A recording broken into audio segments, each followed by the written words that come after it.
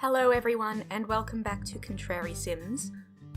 So a couple of weeks ago I showed you a tour of a Queenslander style home. Today I'm going to be showing a Aussie pub or hotel in a Queenslander style as well.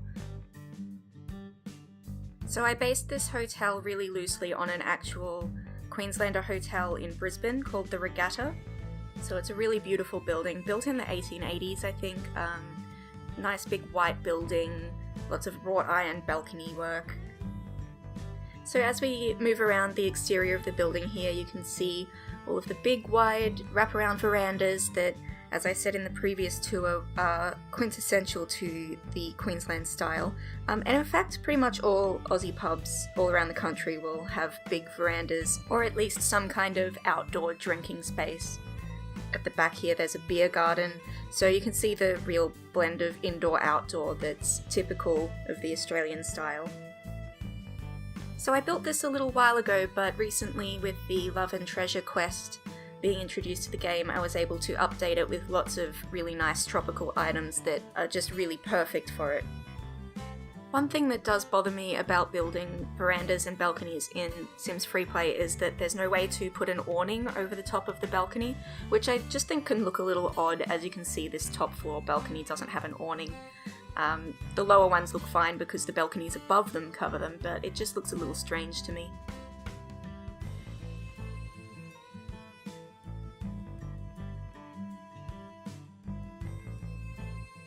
So if we head in here through the grand front doors, we get immediately into front and centre the pub, or the public bar.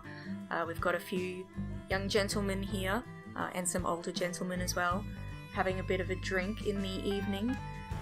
In the past, probably up until I think around the 1970s, liquor licensing was very restricted in Australia, and it was illegal to serve drinks in a pub after 6 o'clock. So that resulted in what we called the 6 o'clock swill, where men leaving work would rush to the pub, get absolutely sloshed, and then all end up rolling out onto the street at 6 o'clock, just absolute bedlam, truly disgusting. They'd all roll home completely schnockered to their wives, who were not allowed in the pub, as I will get to later. We do have our lovely lady publican here. While women were not allowed in the public bar, they were allowed to serve in the public bar, and many of them ran the pubs themselves and lived above it. And so through this door here is where we will find the ladies' lounge. So this was the area where women, and usually children as well, just families, were able to sit together and enjoy a drink because, as I mentioned, women were not allowed to be served alcohol in the public bar.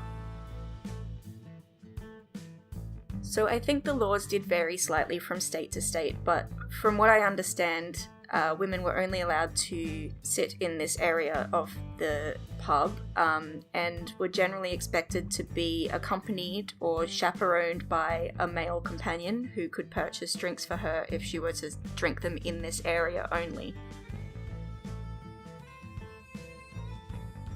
And so generally they would be entering this area through a separate door. So if we head out here, I think they would generally be expected to enter through here at the back, through this beer garden, as opposed to walking through the public bar. So this gender segregation was law in various states of Australia, definitely in Queensland, well into the 1960s. So in 1965 there was a pair of women. Their names were Merle Thornton and Rosalie Bogner, and they actually chained themselves to the bar in the Regatta Hotel to protest what they saw as a discriminatory law. And they refused to leave when the police were called and asked them to leave. And in the years following their protest, this law was phased out around the country, and now, of course, we are able to drink together. So if we head back in the bar here, I'll just show you a quick look at the hotel kitchen. So it's just a very industrial style kitchen. It's got the stainless steel counters, sink, appliances. And you enter into this kitchen through this hallway. And through this hallway as well, you can see there's stairs to the upstairs, which we'll get to. And through here are the bathrooms. So there's, of course, men's and women's bathrooms, just with 3 stalls in each.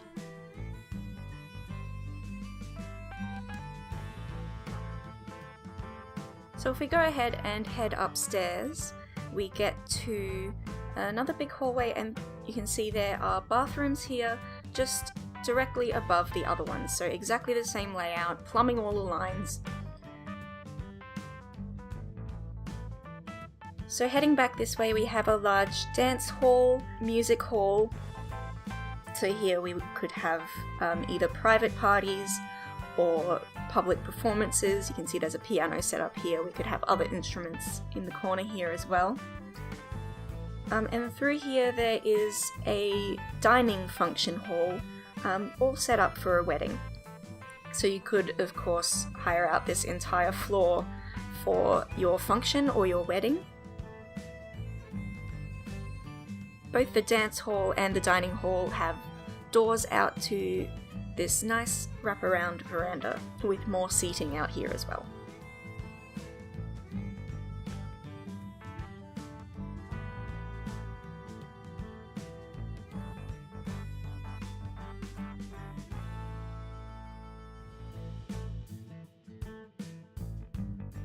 Okay, and so heading up to the last floor, this is where all of the accommodation is. And so apparently many people visiting Australia are very confused by the fact that our pubs are called hotels. And apparently they ask the locals and the locals can't give them a straight answer, which I find strange, because it's very simple. They are called hotels because they used to be hotels. They all had accommodation in them, and this was another restrictive liquor licensing law, was that any place serving alcohol must also provide accommodations. So that is why they were called hotels, because they were hotels. So this one still, of course, has its accommodation. So we have 3 hotel rooms. In here, this first room, I would say, is the publican's own accommodations. So I have decorated it slightly differently to show that it is, in fact, a separate residence. And it is the only room that doesn't have access to the veranda. So she has one of the wooden urban beds. She has a little sitting area here and a dining area, and just a bathroom tucked around here as well.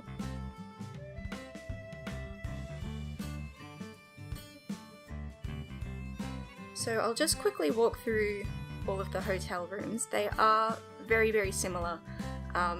You can see that they're kind of mirrored here with the bathrooms in between each other. So I've used mostly the new furniture from the Love and Treasure quest. So these beautiful big 4-poster beds with this tropical print, the kind of wicker and timber dresses, and the new lamps in some of them as well, but also some of the pineapple lamps, because that's what I was using before and I thought they were great as well, really tropical. So heading out here, we've just got a small balcony for each of the 3 rooms, and I've just separated them from each other using these plants as a kind of a hedge.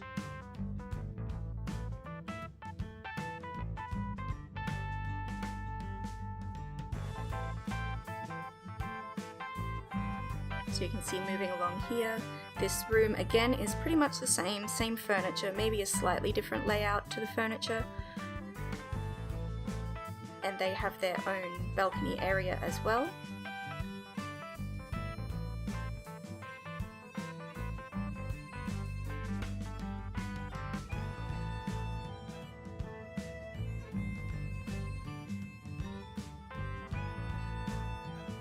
And so moving across here, oh, and there's just this little sitting area here, and I've used the magazine rack here that I think we got with the recent salon event. I just really like that there is a bit of reading in this small sitting area, and maybe it has pamphlets as well for kind of touristy things to do in the area. And here's our last hotel room. Again, same furniture, very similar layout, and access to a balcony as well.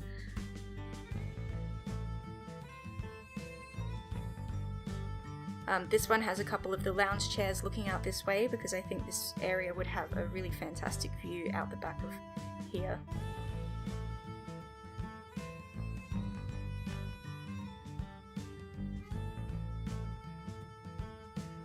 If we head back out here into this hallway, you can see here there's a door leading out to a fire escape down the side of the building. Very important to consider fire safety here. So each floor has a little door out here onto this fire escape. And it does look a little odd just because of the limitations of building balconies and stairs in Freeplay, so things kind of stick out in a weird angle, but that's okay. And heading this way down the back of the building, we've got another little gate into the beer garden at the back. And also just in this building, oh, and also behind here there's 2 bathrooms as well, for anyone using the beer garden.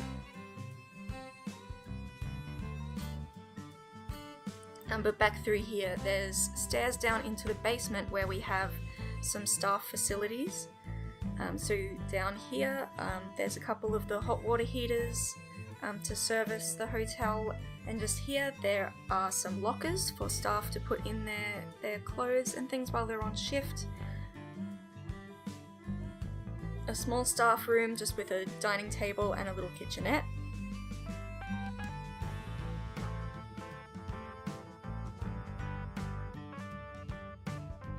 And at the back there is a hotel that... My cat is distracting me by being so cute. There is a laundry for the hotel, with the washer and dryers from the laundry event, a drying rack, and a ironing board, all from that laundry event.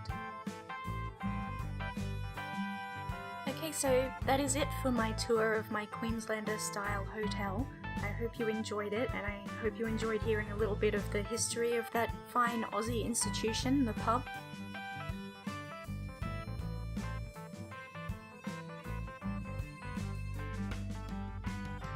Please comment below with any thoughts that you have, and remember to subscribe if you haven't already and you want to be notified of any new tours or other Sims videos that I post.